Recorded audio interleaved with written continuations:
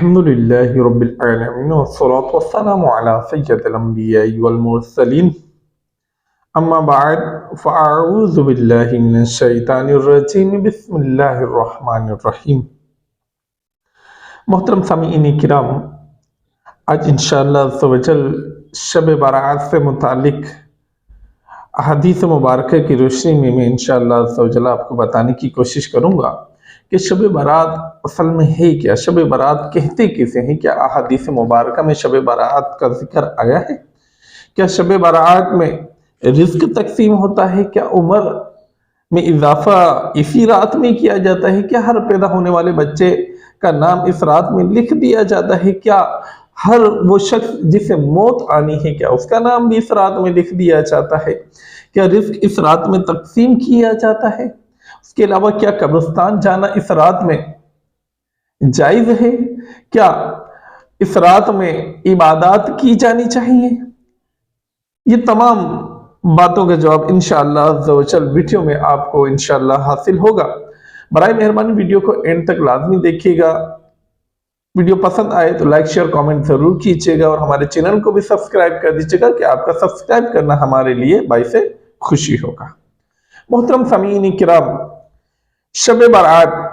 شعبان کی 15ویں شب کو شب برات کہا جاتا ہے، یعنی وہ رات جس میں مخلوق کو گناہوں سے بری کر دیا جاتا ہے۔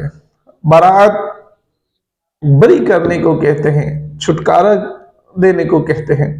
اس رات کے متعلق حدیث مبارکہ بھی منقول ہیں، چنانچہ حضرت سیدتنا عائشہ صدیقہ رضی اللہ تعالی عنہ فرماتی ہیں کہ شعبان کی 15ویں شب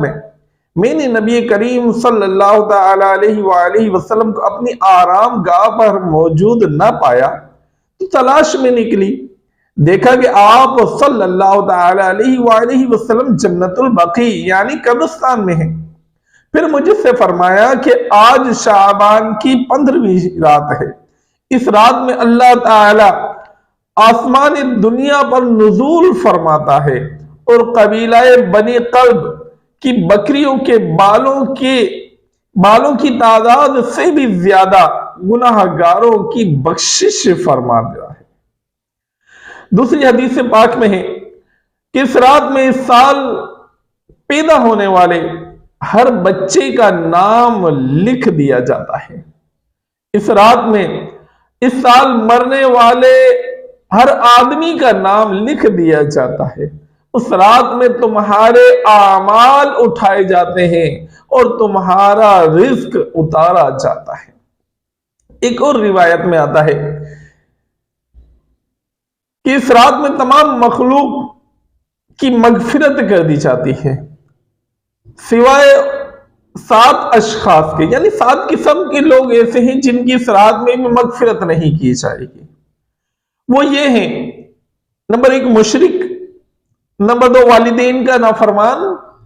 نمبر 3 کینہ پرور، نمبر 4 شرابی، نمبر 5 قاتل،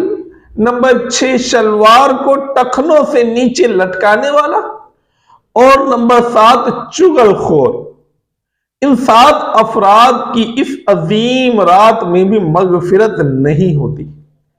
جب تک کہ یہ اپنے جرائم سے توبہ نہ کر لیں۔ محترم سامعین کرام، علماء کرام نے توبہ کرنے کی بہت تفصیل بیان فرمائی ہے۔ مختصراً یہ کہ الندم التوبہ، ندامت توبہ ہے۔ کوئی گناہ سرزد ہو جائے، اس گناہ کے سرزد ہونے کے بعد دل میں اس کو برا جاننا، اس پر ندامت کا اظہار کرنا، شرمندہ ہونا، یہ بھی توبہ ہے۔ اگر اور کچھ نہ ہو سکے تو کم از کم اتنا بھی کر لیں گے تو امید ہے رب کریم ہماری اس ادنا سی توبہ کو بھی اپنی بارگاہ میں قبول فرما لے۔ محترم سامعین کرام، حضرت علی کرم اللہ تعالی وجہہ الکریم سے ایک روایت منقول ہے کہ اس رات میں عبادت کیا کرو اور دن میں روزہ رکھا کرو۔ اس رات سورج غروب ہوتے ہی اللہ تعالیٰ اپنے بندوں کی طرف متوجہ ہوتے ہیں اور اعلان ہوتا ہے، کون ہے جو گناہوں کی بخشش کروائے، کون ہے جو رزق میں وسعت طلب کرے، کون مصیبت زدہ ہے جو مصیبت سے چھٹکارا حاصل کرنا چاہتا ہے۔ ان احادیث کریمہ اور صحابہ کرام علیہ الرضوان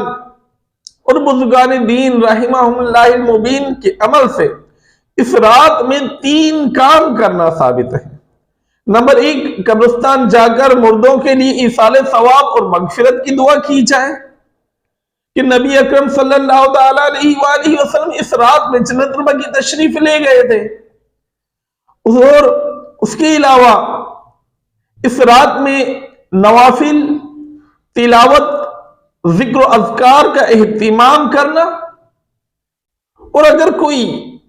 یہ چاہتا ہے کہ میں تنہائی میں تلاوت کروں، ذکر و اذکار کروں، اللہ کی عبادت کروں، تو اس کے لیے بہت زیادہ بہتر ہے کہ وہ تنہائی میں رب کریم کی عبادت کرے۔ کوئی گھر میں عبادت کرنا چاہتا ہے تو یقیناً اس کے لیے بھی جائز ہے، نوافل بھی ادا کرے، تلاوت قرآن بھی کرے، ذکر و اذکار بھی کرے، کیونکہ گھروں کو بھی اللہ کے کلام سے آباد کرنا ہے، سجدوں سے آباد کرنا ہے۔ گھروں کو بھی قبرستان تو نہیں بنانا۔ کوئی گھروں میں عبادت کرنا چاہے اور وہ سمجھتا ہے کہ اسے یکسوئی تنہائی حاصل ہو جائے گی اور وہ خوش دلی کے ساتھ، خوش اخلاق کے ساتھ عبادت کرنے میں کامیاب ہو جائے گا، تو وہ چاہیے کہ وہ بے شک اپنے گھروں پر عبادت کرے۔ اور اگر کوئی یہ سمجھتا ہے کہ مجھے مسجد جا کر عبادت کرنی چاہیے، تو بے شک مسجد کا اجر و ثواب بھی بہت زیادہ ہے۔ یعنی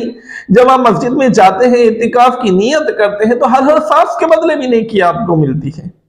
اور جب عبادت کریں گے تو یقیناً اس کی برکات بھی آپ کو حاصل ہوں گی، اور وہاں اور بھی مسلمان عبادت کر رہے ہوں گے۔ اگر آپ کو کسی عبادت میں مشکل ہوگی تو آپ کسی بھائی سے پوچھ سکتے ہیں۔ تلاوت قرآن مجید میں اگر آپ کو کوئی حرف، کوئی لفظ سمجھ نہیں آئے گا تو کسی سے آپ پوچھ کر اس کو بہتر کر سکتے ہیں۔ ذکر و اذکار بھی اسی طرح کر سکتے ہیں۔ اس رات میں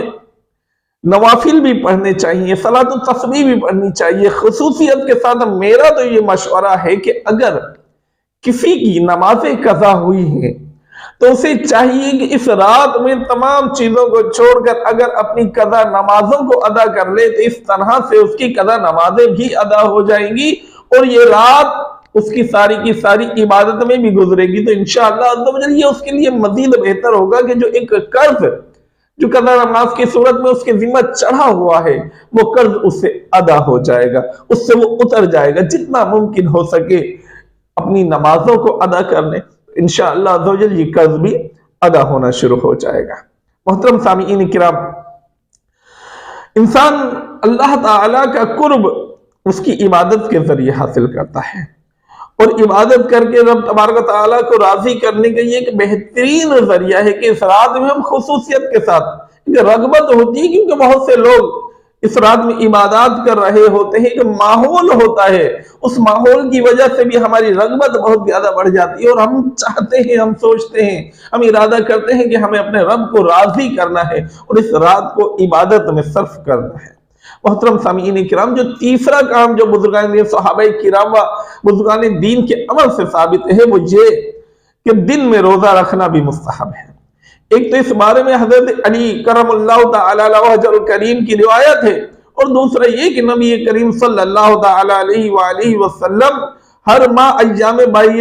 بعید یعنی 13، 14 اور 15 کے روزوں کا اہتمام فرماتے تھے، لہذا اس نیت سے روزہ رکھا جائے تو موجب اجر و ثواب ہوگا۔ باقی اس رات میں پٹاخے، آتش بازی، یہ تمام چیزیں خرافات اور گناہ والے کام ہیں، حرام کام ہیں، لہذا بحیثیت والدین ان کی ذمہ داری بنتی ہے کہ وہ اپنے بچوں کو ان گناہ والے کاموں سے دور رکھیں، اور ہرگز ان کاموں کے لیے اپنی اولاد کے ساتھ تعاون بالکل بھی نہ کریں۔ اور جو بچے یہ کام میں مبتلا ہونے کا سوچ رہے ہیں، ان کی بارگاہ میں بھی مؤدبانہ عرض ہے کہ یہ گناہ والے کام ہیں، اس سے آپ رب عز و جل کی ناراضگی کو مول لیں گے، لہٰذا ان کاموں سے خود کو بچائیے، اور اللہ کا قرب حاصل کرنا ہے تو اللہ کی عبادت میں مشغول ہو جائیے۔ یقیناً یہ کام رب عز و جل سے قرب کو دور کرنے والے ہیں، اور عبادت وہ کام ہے جو رب عز و جل کا قرب نصیب جن سے ہوگا، لہذا ہمیں شیطان کی پیروی کی بجائے اللہ والوں کی پیروی کرتے ہوئے اس رات کو عبادت میں گزارنا چاہیے۔ मोहतरम सामीन किराम, यकीनन शैतान चाहेगा कि इंसान मशगूल होकर फजूलियात में इस रात को बसर कर दे, क्योंकि वो चाहता ही कि बंदा इबादत से महरूम हो जाए, और यही शैतान का असल मकसद है, क्योंकि वो कतई तौर पर नहीं चाहेगा कि बंदा अल्लाह का कुर्ब हासिल करे और उसके घर में आए, उसके आगे सजदा करने वाला बन जाए, उसके पाक कलाम की तिलावत करने वाला बन जाए, अपने गुनाहों से ताइब होकर रब अज़्ज़ व जल की बारगाह में सरेंडर कर दे। वो यकीनन ऐसा नहीं चाहेगा, क्योंकि वो अज़ली दुश्मन है। वो हर तरह से हमें कोशिश करेगा कि फजूलियात में इस रात को बसर करवाने की वो हर मुमकिन कोशिश करेगा। लिहाजा शैतान के वसवसे बहकावे में आने की बजाय अल्लाह वालों का दामन थाम लेंगे तो इंशाअल्लाह अज़्ज़ व जल इस रात को हम बेहतर अंदाज में गुजारने में कामयाब हो जाएंगे। मोहतरम सामीन किराम, तमाम फजाइल, बहरहाल इस रात की फजीलत बेअसल बिल्कुल भी नहीं है, और सल्फ़ सालिहीन ने इस रात की फजीलत से बहुत ज्यादा फायदा उठाया है। इंशाअल्लाह अज़्ज़ व जल हम भी जब इस रात में इबादत करेंगे, अल्लाह का कुर्ब हासिल करेंगे, तो इंशाअल्लाह अज़्ज़ व जल हम भी इस रात से फायदा उठाने वालों में शामिल हो जाएंगे। यकीनन अल्लाह करीम इस रात में बेशुमार गुनाहगारों की बख्शिश फरमा देता है। अगर हम अपने तमाम गुनाहों से तौबा होकर इस रात में रब की बारगाह में हाजिर हो जाएंगे, सरबत सुजूद हो जाएंगे, तो अल्लाह की जात से उम्मीद है कि रब्बुल आलमीन हमें भी जो बख्शिश, जिनको बख्शिश का परवाना मिलेगा इस रात में, अल्लाह करीम हमारे नामों को भी उनमें शामिल फरमा देगा। तो मोहतरम सामीन किराम, मगरिब की नमाज के फौरन बाद से लेकर तुलुए फजर तक ये बरकत वाली रात है। इस रात को हरगिज फजूलियात में नहीं गुजारना, इबादत अल्लाह की करनी है। इंशाअल्लाह अज़्ज़ व जल दिन में रोजा भी रखना है। तो इंशाअल्लाह अज़्ज़ व जल जैसे ही इस नई शुरुआत, नए साल की शुरुआत होगी, तो पूरी रात भी अल्लाह के फजल से हमारे नामा आमाल में इबादत में गुजारी हुई तहरीर कर दी जाएगी, और दिन में रोजा रखेंगे तो इंशाअल्लाह अज़्ज़ व जल पहला दिन ही रोजादार हमारा इंशाअल्लाह नामा आमाल में दर्ज हो जाएगा। तो रब करीम की बारगाह में हम उम्मीद कर सकते हैं कि रब करीम इन आमाल के सदके हम पर अपना फजल फरमा दे और हमें भी अपने नेक बंदों में शामिल फरमा ले। अस्सलामु अलैकुम व रहमतुल्लाहि व बरकातुहू।